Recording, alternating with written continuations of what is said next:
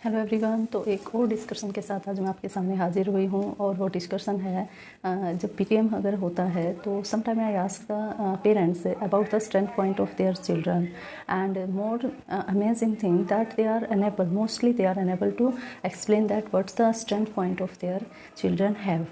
तो ऐसा क्यों होता है, वो स्ट्रेंथ पॉइंट क्यों नहीं ढूंढ पाते हैं? तो एक टीचर, सेम बच्चा है, एक टीचर उसमें कितने सारी क्वालिटीज़ बता देता है, इसमें ये क्वालिटी है, इसमें वो क्वालिटी है, लेकिन एक पेरेंट्स जो है वो उसमें वो क्वालिटी जो है वो एक्सप्लेन करने में अनेबल होता है, नहीं बता पाता। तो क्या कारण होता है? इसका कारण ये होता है कि एक पेरेंट्स जो है एज ए पेरेंट या फिर मोस्टली जो लोग हैं आज जो बच्चा है उसको जज करते हैं उसकी एकेडमिक स्किल को लेके कि वो एकेडमिक तौर पे वो कैसा है, कितने उसके मार्क्स आते हैं, क्या ग्रेड आती है, क्या पोजीशन आती है क्लासरूम में, उसके अकॉर्डिंग वो उसको जज करना शुरू कर देते हैं। जबकि ये जो क्राइटेरिया है ये सिर्फ एक पार्ट है उसके इंटेलिजेंस का। ज़रूरी नहीं है कि जो बच्चा मतलब एकेडमिक तौर पे अच्छा है वो हर स्किल में ही परफेक्ट हो, ऐसा नहीं हो सकता है। हो सकता है वो साई हो, स्पोर्ट्स में अच्छा ना हो, मतलब इंट्रोवर्ट हो वो ज़्यादा, और जो अपना एक्सप्रेशन है वो वे ऑफ एक्सप्रेशन वो अपने आप को एक्सप्रेस नहीं कर पाता हो। तो एक एकेडमिक तौर पे जो अच्छा बच्चा है ज़रूरी नहीं है उसमें सभी क्वालिटीज़ होंगी या सभी जो उसके ड्रॉबैक्स होंगे।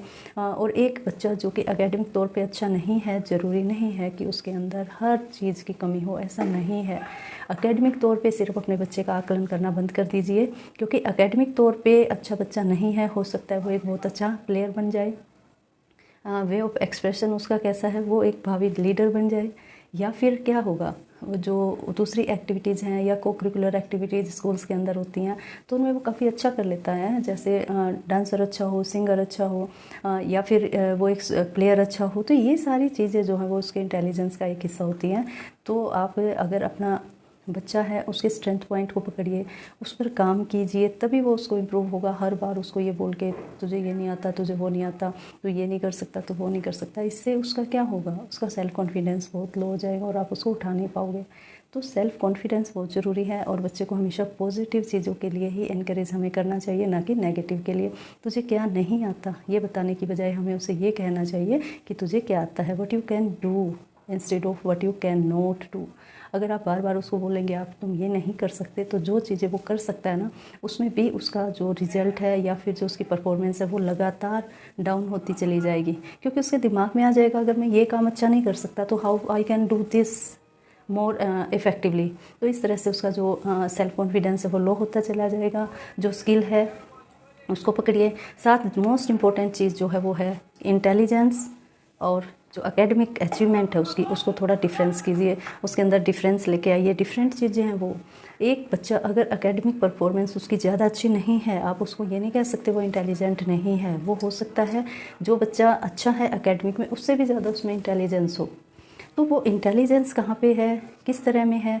एक छोटा सा एग्जांपल मैं आपको बताती हूँ। कोई बच्चा है, अचीवमेंट अभी जो है वो उसकी स्टार्ट नहीं हुई है, लेकिन अगर क्यूरियोसिटी है, खिलौना लेके आया, आते ही उसको खोल के रख दिया, तो पेरेंट्स जो है वो उसको नेगेटिव लेके जाते, आते ही तोड़ देता है, ये कर लेता है। लेकिन उसके पीछे जो क्यूरियोसिटी है उसकी जो जिज्ञासा है कि व्हाट इज़ इनसाइड दिस, इसके अंदर क्या है, वो जानने की जो वो उसकी कोशिश है, वही तो उसको अलग बनाती है। और वहीं से वो बच्चा जो है वो अपनी जो क्यूरियोसिटी है उसको शांत करने के लिए उसको वो टॉय पूरा खोलना पड़ता है, फिर वो शांत होगा जब उसको पता लग जाएगा। अब थोड़ी सी गड़बड़ इसमें क्या हो जाती है कि हम बार बार उसको डिक्रीज़ कर रहे हैं, बार बार उसको टोक रहे हैं, ये तोड़ दिया, वो तोड़ दिया, ये कर दिया, वो कर दिया।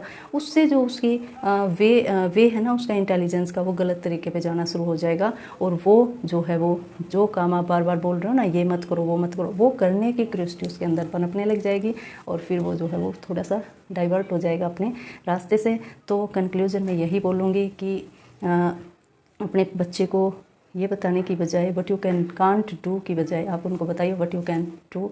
उनका साथ दीजिए उस स्किल में। और किसी एक बच्चे को एकेडमिक तौर पे अगर वो अच्छा नहीं है तो उसको अलग थलग मत कीजिए, उसको डिक्लेयर मत कीजिए कि इंटेलिजेंट नहीं है, क्योंकि there are lots of type of intelligence, mechanical intelligence, social intelligence, sports intelligence, logical intelligence. There are lots of intelligence. Then why you judge your child on the base of academic intelligence? तो ये जो comparison है, ये जो एक छोटा सा criteria आपने सेट कर लिया, इतनी वास्ट होती है इंटेलिजेंस, बुद्धि। इंटेलिजेंस मीन बुद्धि कितनी वास्ट होती है, कितनी जगह यूज़ करनी पड़ती है, और आपने उसको कहाँ पे सीमित कर लिया, एक शैक्षणिक लेवल के ऊपर, एक एकेडमिक लेवल के ऊपर, कि अगर कोई इंसान पढ़ने में होशियार है, इंटेलिजेंट है, तो ही वो इंटेलिजेंट है, अदरवाइज़ वो डल है, ऐसा कुछ नहीं होता। डल जो है वो डल की डेफिनेशन क्या होती है? डल की डेफिनेशन होती है जो कोई काम नहीं कर सकता। लेकिन आपका बच्चा तो कर रहा है, खेलने में भी अच्छा है, बाहर जा रहा है उनमें भी अच्छा है, दूसरे से बातचीत भी अच्छी कर रहा है, हो सकता है उसे लर्निंग जो है वो ज़्यादा ना आए लेकिन रिटर्न वर्क बड़ा अच्छा कर रहा है वो। तो ये सारी चीज़ें जो हैं वो हैं कि हम अपने बच्चे को में गुण कैसे खोजें, ना कि अवगुण। तो लास्ट में मैं यही कहूँगी कि don't describe again and again what the child can't do, and try to discuss and try to repeat again and again what the child can do. That will enable, that will enhance the abilities of your child. And if more query you can ask me about comment. और अगर मेरी video आपको पसंद आई हो तो like ज़रूर कीजिए, और किस टॉपिक पे क्या बनानी है, किस तरह का क्या टॉपिक मैं उठाऊँ वो आप मुझे बता सकते हो, क्योंकि एक एक्सपीरियंस है मुझे बच्चों से बातें करने का, उनकी जो लेवल है उनको पकड़ने का। हमेशा बच्चों से घिरे रहती हूँ मैं, तो इसीलिए आप मुझसे पूछ भी सकते हो। Thank you, have a nice day.